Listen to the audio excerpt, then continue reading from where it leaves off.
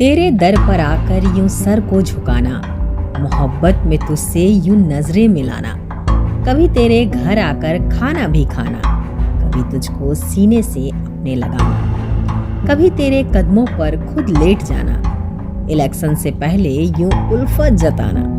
बहुत ऐसे आएंगे बहकाने वाले, झूठे वादों से फुसलाने वाले।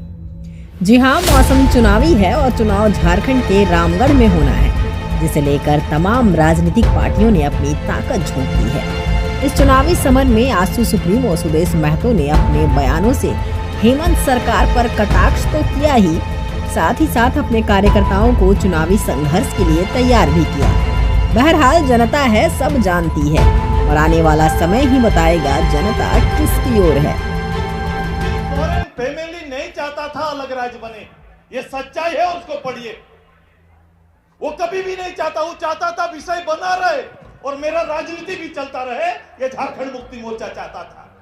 वो कभी भी निर्णायक लड़ाई नहीं चाहा, वो चाहता था जब तक ये लड़ाई जिंदा रहेगा मेरी राजनीति चलेगी, इसीलिए वो लड़ाई को जिंदा रखना चाह रहे थे। उस समय आजसू पार्टी का संघर्ष, भारतीय जनता पार्टी के तत्कालीन प्रधानमंत्री, गृह मंत्री का ये निर्णय के माध्यम से यह संभव हो पाया कि झारखंड प्रदेश का राजनीतिक निर्णय लेना पड़ा और प्रदेश प्राप्त हुआ है। ये जो कहते हैं इनके बल पर नहीं, इनके बल पर रहता तो 93 में भी हो सकता था कि नहीं, 93 में भी हो सकता था कि नहीं, हो सकता था। उस समय ये जरूरी नहीं समझा, पैसा जरूरी समझे ये लोग, ये पैसा लेना जरूरी समझे, राज्य जरूरी इनके लिए नहीं था, इन्होंने नहीं लिया। अब इधर ये 32 भी इनके लिए जरूरी नहीं है, ये राज्य के नौजवानों का रोजगार इनके लिए जरूरी नहीं है, ये सारे रोजगारों को इस बहाने से रोक दिया। भारत सरकार के 9th शेड्यूल में जाने से पहले इस प्रदेश में लागू करते और देखते कि कौन इसको रोकता है, तो लगता कि हाँ, नियोजन नीति के लिए ये वास्तव में ईमानदारी से पहल करता है, पहल करने वाला है, तो कम से कम प्रक्रिया शुरू हो जाती। सारी प्रक्रिया, आप गरीब बच्चों की तैयारी को नहीं समझते, कितना कठिन परिश्रम से एक बच्चा एक नौकरी के लिए तैयारी करता है, एक लड़का तैयारी करता है। अब उसका एज आगे बढ़ रहा है, नए लोगों का एज आ रहा है, अभी दोनों के बीच में आप क्या करेंगे, कैसे रोजगार आएगा? गांव के स्कूल में टीचर नहीं, 12 टीचर के भरोसे स्कूल चल रहा है, वहां पर पढ़ाई का आप देख लो, खिचड़ी स्कूल बना के रख दिया।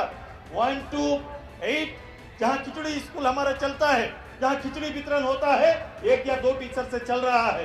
प्राइवेट स्कूल जरूर संभव है, वहां टीचर है, लेकिन आप गवर्नमेंट स्कूल में टीचर नहीं, गांव का बच्चा मैथ इंग्लिश साइंस की पढ़ाई नहीं के बराबर कर पा रहा है। ये नींव को कमजोर करने की तैयारी है। हेल्थ देखो, हेल्थ पर क्या हालत है, स्वास्थ्य का क्या हालत है। इन लोगों ने बेसिक डेवलपमेंट के मानकों को पीछे ढकल के रख दिया है। ये डेवलपमेंट के 17 सूत्र पर कभी बात नहीं करते। झारखंड मुक्ति मोर्चा के मुंह से विकास का बात संभव है क्या? बोल सकता है क्या? बोल सकता है क्या? पार्लियामेंट मेंबर उस 70-80 के दशक से ही लोग पार्लियामेंट मेंबर बने, बिहार सरकार के साथ लगातार रहे हैं, भारत सरकार में केंद्रीय मंत्री से बाप बेटा मिलके मुख्यमंत्री रहे हैं, लेकिन इसके बाद भी डेवलपमेंट का कोई मानक कहीं पर स्थापित किए हैं? अपेक्षा तो गोलाकार रामगढ़ का किया है, ये 4 जगह रह सकते हैं, सीएनटी इनके लिए कोई मायने नहीं रह सकता है। ये दुमका भी हो सकते हैं, ये धनबाद भी हो सकते हैं, ये बोकारो भी हो सकते हैं, रामगढ़ भी निवास कर सकते हैं और रांची भी कर सकते हैं। इसीलिए लोगों की भावना को कुरेदने का और उसकी भावना से खेलना चाहते हैं। अब ये तरीका झारखंड के लोग समझ गए हैं और इसका जवाब रामगढ़ में चूल्हा पर के माध्यम से आपको मिलेगा। तैयार है कि नहीं?